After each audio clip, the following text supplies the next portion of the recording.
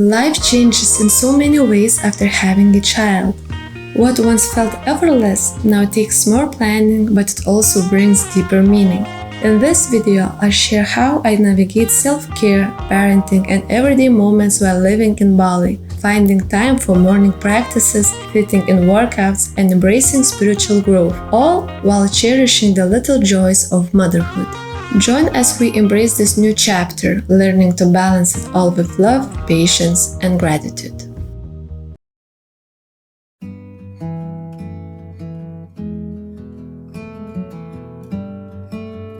Morning practices are an essential part of maintaining my mental health. They are like daily check-in with myself, a way to show self-love and care. It's so important to fill your own cup before you can pour into others, especially when you have a toddler to look after.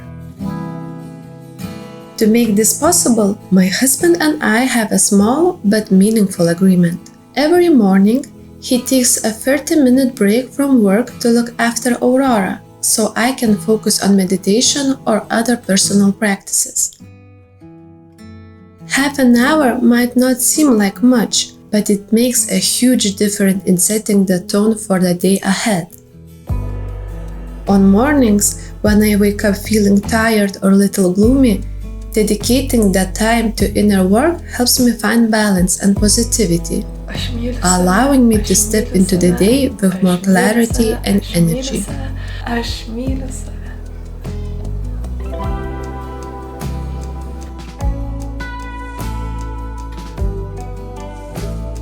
Talking about this morning, I done my morning practice, and today I was feeling like doing breath work. So you're going through your nose, breathe in and breathe out, and doing fast paces from your belly. And this breathwork practice is very good for your parasympathetic system because you're boosting energy, moving all the organs and pumping your body with this air. It came from Kundalini yoga. And second practice was meditation about being enough. So for me, it's still the raw thing, being enough. This specific meditation, I will link it below. It always puts me in that feeling that I cry all the time so much. It helps. Crying helps to release those feelings. And crying in the morning is like taking, for me, cold shower, washing all the things that build up, and you're starting the day more freshly. Also, I have created my own special guided meditation for people who are not feeling enough. This meditation even includes powerful breathwork to bring you more peace. And it's completely free. Just go to my website, enter your email, and I'll send it straight to your inbox. The link to my website is below. I hope this meditation brings you calm and lightness, and you can add it to your own morning practices. Third practice, when you look at yourself in the mirror and say 10 times, I love you, I love you, I love you. This practice is new for me, and if being honest, I doesn't feel very comfortable doing this. I feel like a little bit cringe. Don't believe in these words that I'm saying. But I want to give it some time because I don't want after 1-2 tries to give up. If people saying this is a good thing to do, I want to give it maybe a month and see how it goes. And today I want to try something new and taking you through my day, doing this vlog and sharing my experience, how lives change when you're having a baby and toddler now, living in Bali, and how we lived before without Aurora. So first things first is like morning practices, how much time I could give myself before Aurora is not existing, because then I was waking up, and in that waking up moment, doing that meditation, breath work, doing my journaling, then going to the workout or doing some yoga. And now when I wake up, I need to take care of her first needs, going to the potty because we're trying to try a little bit potty training, then breastfeeding, then brushing her teeth, doing shower, and so on. Okay, I'm trying to record these things that I'm trying to explain to you, and she keeps coming back, so I will talk about it while she breastfeeds. This thing about mindfulness and giving time for yourself, being mother changed, but what I learned that through the day, when now Aurora is bigger, but also when she was baby, I could do these practices maybe when she was sleeping or now when she's playing by herself. It's not so in depth, but I can do it. When Aurora is playing, I'm taking my journal and putting some thoughts about the day, about how I'm feeling. Sometimes I could do breathing. She's playing with her toys, and in that moment, I know like I have 5 minutes, and I'm starting to do this breathwork practices. And she's then starting to look at me and doing like, and she is learning from me that I'm doing these things. And what I learned, that children doesn't take our words if you're telling them to do something. They're learning from our example. So maybe someday she will do those breathwork practices with me. I don't know. But now she's like observing and noticing things that I'm doing. Prepare to go. Interesting how long my waves is going to stay because it's Bali and humidity is such a big thing here. It's very strange when I'm doing these waves and after a few hours they're like gone. Yeah, so let's go.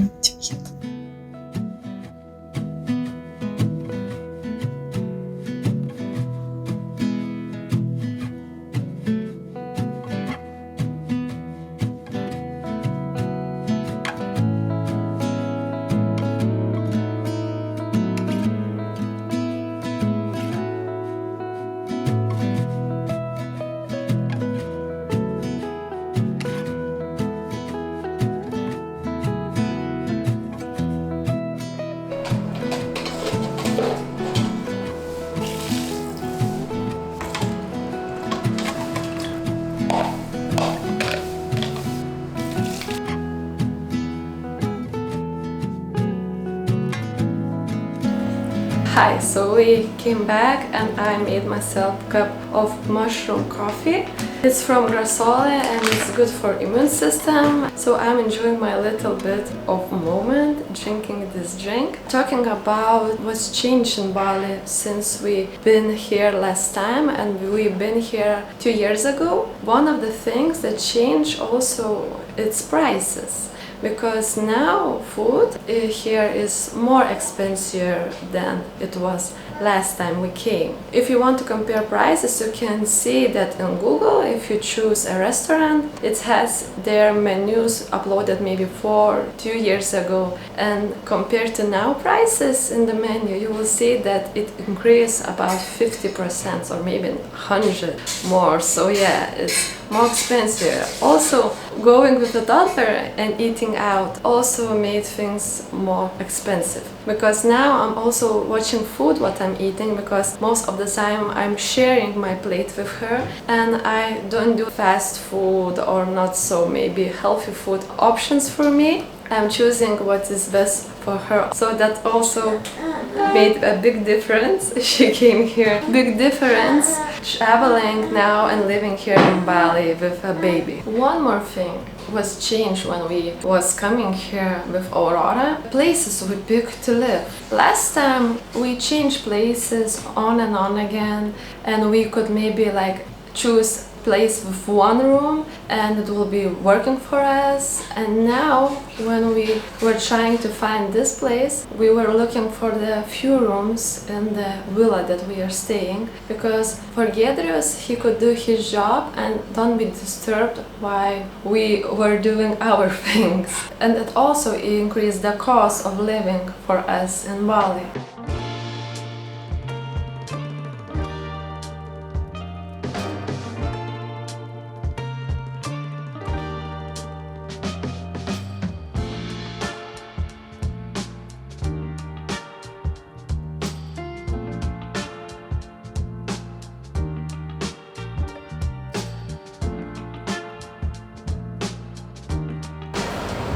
Now Aurora is sleeping and I'm going to the gym to have my workout.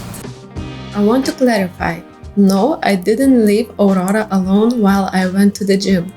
My husband works from home and keeps an eye on her during that time. Thinking back to life before having a child, heading to the gym was so simple. I could go whenever I felt like it, without a second thought. The freedom to take time for myself was something I didn't fully appreciate back then. Now with a toddler, it's a whole different story. Every moment feels like a puzzle. How do I balance her needs with my own? Riding to the gym these days feels different. It's no longer just about fitness. It's about intentionally carving out time to reconnect with myself. I've come to realize that taking care of my own well-being makes me a better mom and a partner, even if it requires a bit more planning. These days, I often use Aurora's nap time to fit in a workout. It's not always perfect, but it's a small way to prioritize self-care while navigating the ever-changing rhythm of life with a toddler. So now I'm going to prepare a lunch. One time a day we eating at home because it's like guarantee for me that Aurora will eat. Because she sometimes is very picky eater, and if I doing a pancakes with banana and few eggs, she knows going to eat it. This is like one of the main reasons why we eat one time a day at home.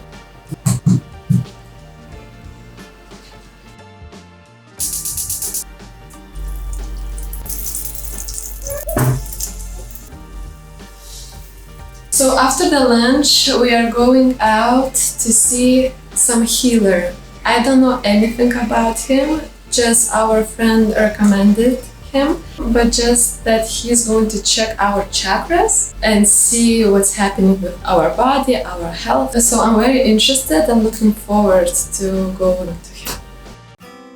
Every time we visited Bali in the past, we've made it a point to gift ourselves some kind of spiritual experience. It's something we truly value because we strongly believe in taking care of not just our bodies and minds, but also our souls. This trip is no exception, and I'm so excited to visit a Balinese healer to hear what insight he might have about me. Now that I have a child, spiritual practices feel even more meaningful than they used to. They help me become a happier and more patient mom, giving me a deeper understanding of why, on the spiritual level, we've come into this world. I also hope that the light my husband and I strive to cultivate within ourselves will naturally pass on to Aurora. Our wish is that it helps her navigate life with greater ease, positivity, and a sense of purpose. So we came back home 10 minutes ago, and I want to share this little experience. Still everything is fresh. This healer, when he met me and done his checkup, also looking at me just by looking, he told me that my heart chakra is blocked. And it's like one chakra that is blocked from my entire chakra sections. And yeah, it's mainly because of the anxiety and traumas that was in the childhood. It's not a new thing for me learning about chakras, about energy. It's one of the main reasons why I'm doing my meditation, not only for the calmness, but also for energetic reasons. And hearing this is kind of hurt, but I know it's true because I know myself and how I take all the things to my heart. So that was one of the main reasons why I start learning breathwork and how to facilitate others. Is just for this purpose to help myself and also help others who is dealing with this some type of problems like anxiety and stress and not feeling enough and trying to be every time like perfect. So yeah, so this healer told me about that my heart chakra is blocked because of my anxiety, and this pops out like my psoriasis that I have. Now my psoriasis is a little bit calmer, than it used to a few years ago, because I'm doing this inner work every day and trying to feel better and trying to be more happier, more calmer. So this healer also told me, be calm, because now you're like the thoughts in your head. That's true, I know that also. So it wasn't like he told me something that I didn't know, but he told me one thing that I didn't know about myself. He also sees your spirit animals. And he saw that my spirit animal is lioness. And I was like shocked, because lion